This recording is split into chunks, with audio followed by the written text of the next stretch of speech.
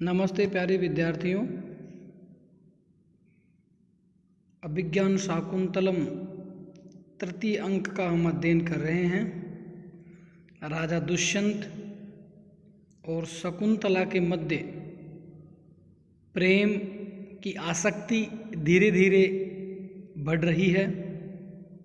शकुंतला राजा दुष्यंत को एक प्रेम पत्र लिखती है।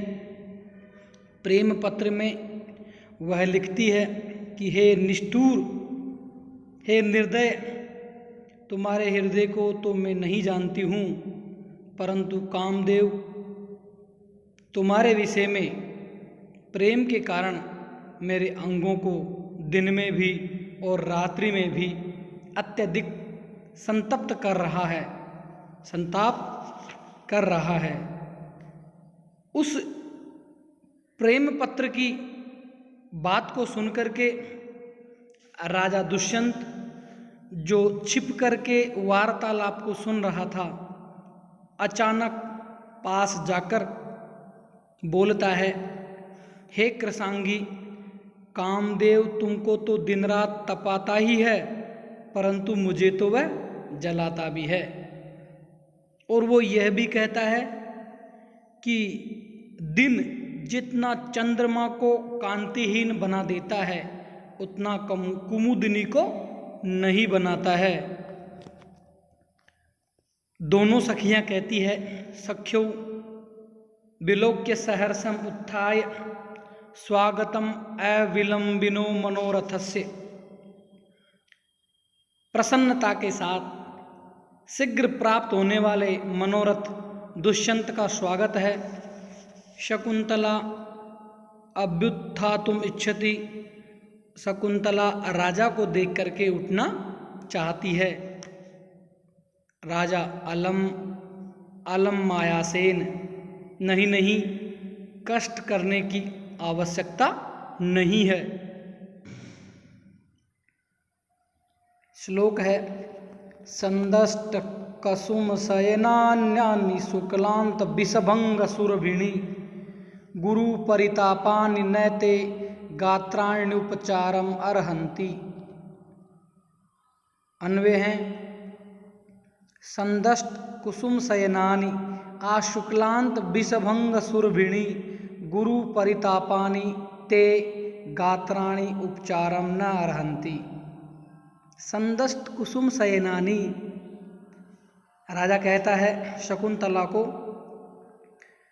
संदष्ट कुसुम शयनानि, फूलों की सैया को मसलने वाले, फूलों की सैया को मर्दित करने वाले, आशुक्लांत विषभंग सुरभिणी, शीघ्र मुरझाए हुए कमल नाल के टूटने से सुगंधित, गुरु परितापानी, अत्यधिक संतप्त, ते गात्राणी, तुम्हारे अंग, उपचारम न अर्हन्ति, शिष्टाचार के योग्य नहीं है।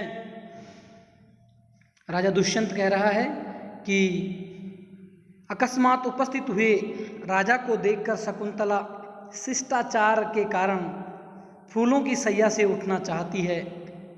उसे उठता हुआ देखकर राजा कहता है कि हे प्रिय, तुम्हारा शरीर काम संताप से अत्यधिक संतप्त है। काम ताप से पीड़ित तुम्हारे जो अंग हैं, वो संचालन करने से यह पुष्प सैया अस्त व्यस्त हो गई है।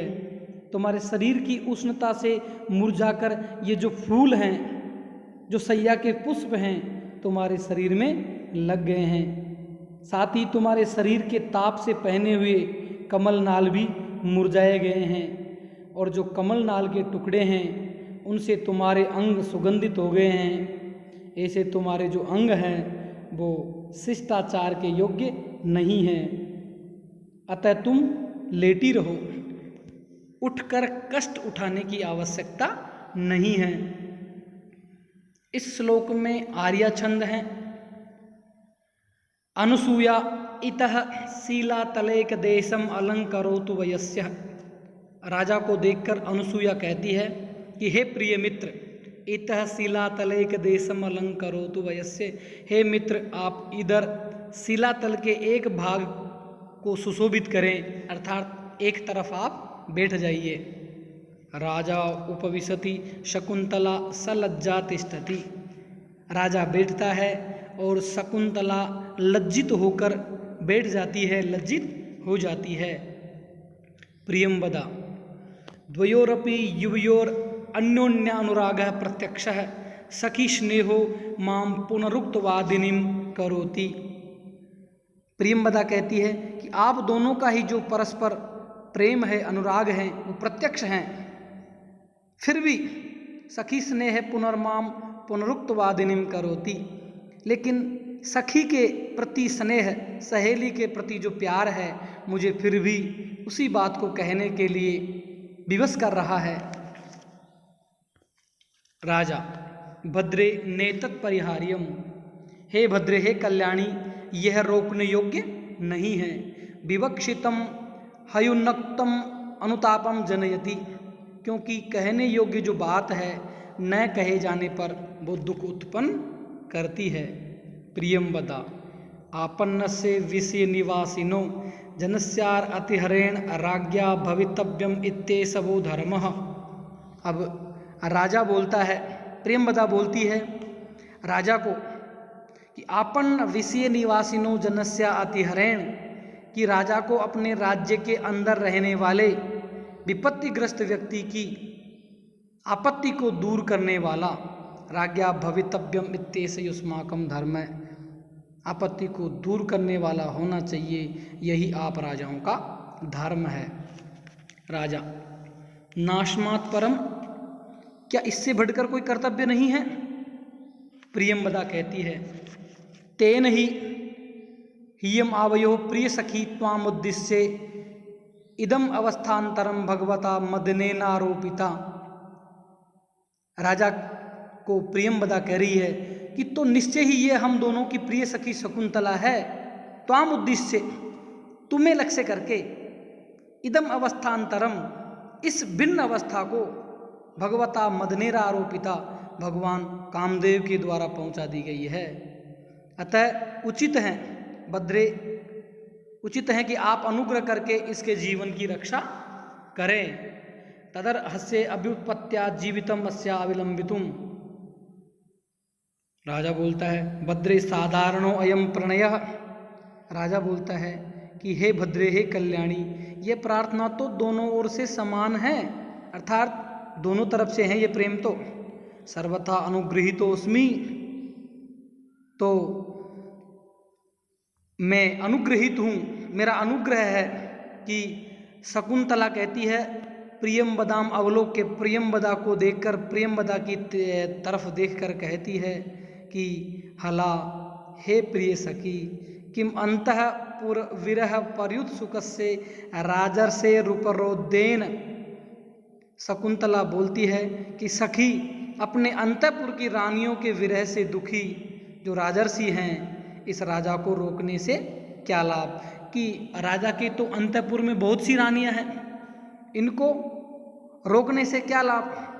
राजा बोलता है सुंदरी, इदम अनन्य परायण मन्यथा हृदय सन्निहिते हृदयम मम यदि समर्थयसे मदिरेक्षणे मदन बाण हतोस्मि हत पुनः। इदम अनन्य परायणम अन्यथा हृदय सन्निहिते हृदयम मम यदि समर्थयसे मदिरेक्षणे मदन बाण हतोस्मि हतः पुनः। इसका अन्वय है, राजा शकुंतला की बात सुनकर के शकुंतला को कह रहा है कि मदिरेक्षणे हृदय सन्निहिते अनन्य परायणम इदम मम हृदयम यदि अन्यथा समर्थयसे मदन बाण हतः पुनः हतः अस्मि। अंतःपुर की रानियों की जो बातें हैं वो सुनकर शकुंतला के लिए राजा बोलता है कि हे मदिरेक्षणे, हे मादक नेत्रों वाली, हृदय सन्निहिते, हे मेरे हृदय में निवास करने वाली, अनन्य परायणम, एकमात्र तुम्हारे में ही आसक्त, इदम मम हृदयम, इस मेरे हृदय को तुम यदि अन्यथा समर्थयसे, अगर तुम अन्यासक्त समझती हो, दूसरे में आसक्त समझती हो, तो मैं मदन बाण हतः, कामदेव के बाणों से मारा हुआ, पुनः हतः अस्मि, दोबारा मारा जाऊंगा, पुनः मारा जाऊंगा।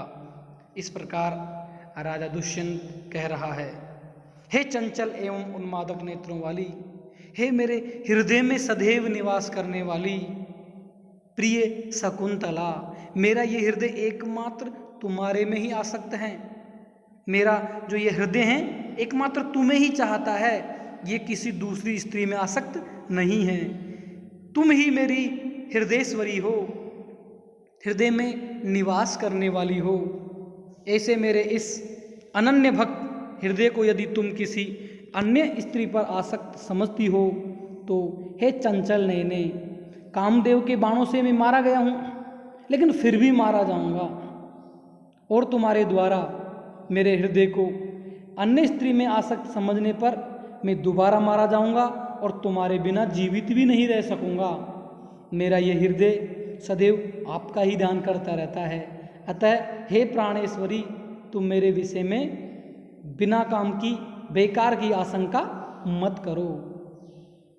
इस श्लोक में दूर्त विलंबित छंद है, जिसका लक्षण है दूर्त विलंबितम आह न बहुहरो, नगण भगण और भगण और रगण है इसमें। यहाँ पर परिकर अलंकार है। आगे हैं अनुसूया। अनुसूया कहती है, वयस्य बहुवल्लभा राजानः श्रूयन्ते, श्रूयन्ते मित्र, वयस्य मित्र, सुना है राजाओं के बहुत सी रानियां होती है। यथा नौ प्रिय सखी बंधुजन शोचनीया न भवती, जिससे हमारी जो प्रिय सखी है वो अपने बंधु बांधवों के लिए शोचनीय न हो, ऐसा व्यवहार कीजिए। राजा भद्रे किम बहुना, ज़्यादा तो क्या कहूँ, लेकिन फिर भी भाई ज़्यादा कहने से क्या लाभ, लेकिन फिर भी परिग्रह भवुत्वे पिद्वे प्रतिष्ठे कुलस्य में समुद्र रसना चोरवी सखी च युवयोरियम। राजा दुष्यंत कह रहा है, परिग्रह बहुत्वेपि मे कुलस्य द्वे प्रतिष्ठे समुद्र रसना उर्वी च इयम युवयो सखी च। परिग्रह बहुत्वेपि, बहुत सी पत्नियों के होने पर भी, मे कुलस्य, मेरे वंश की, मेरे कुल की, द्वे प्रतिष्ठे, दो प्रतिष्ठाएं हैं, समुद्र रसना उर्वी च, समुद्र रसना उर्वी च, एक तो समुद्र रूपी मेखला वाली पृथ्वी, इयम युवयो सखी च, और दूसरी आप दोनों की यह सखी शकुंतला। हे अनुसूये, मैंने अनेक स्त्रियों से विवाह किया है, अतः मेरे अंतःपुर में अनेक रानियां हैं। इस प्रकार मेरी बहुत सी पत्नियां होते हुए भी आज से मेरे कुल की प्रतिष्ठा केवल दो पर ही निर्भर करेगी। दो कौन? एक तो समुद्र रूपी मेखला वाली यह पृथ्वी, और दूसरी यह आप दोनों की प्रिय सखी शकुंतला। इसलिए तुम शकुंतला के विषय में किंचित भी चिंता मत करो। हे राजन, वो कह रही है, हमारी प्रिय सखी बंधुजनों के लिए सोचने न हो, ऐसा व्यवहार कीजिए। तब राजा दुष्यंत अपनी प्रिया है शकुंतला, उसके बारे में ऐसा वचन कहता है, अनुसूया को विश्वास दिलाता है, और यह श्लोक बोलता है। इस श्लोक में अनुष्टुप छंद है, जिसका लक्षण है श्लोके षष्ठम गुरुर्गेयम सर्वत्र लघु पंचमम द्विचतुष्पादयोरीश्वम सप्तमम दीर्घम अन्ययो, सप्तमम दीर्घम अन्ययो। और इस श्लोक में तुल्य योगिता अलंकार है, समासोक्ति अलंकार भी इस श्लोक में है। तो प्रिय विद्यार्थियों, आज बस इतना ही। धन्यवाद।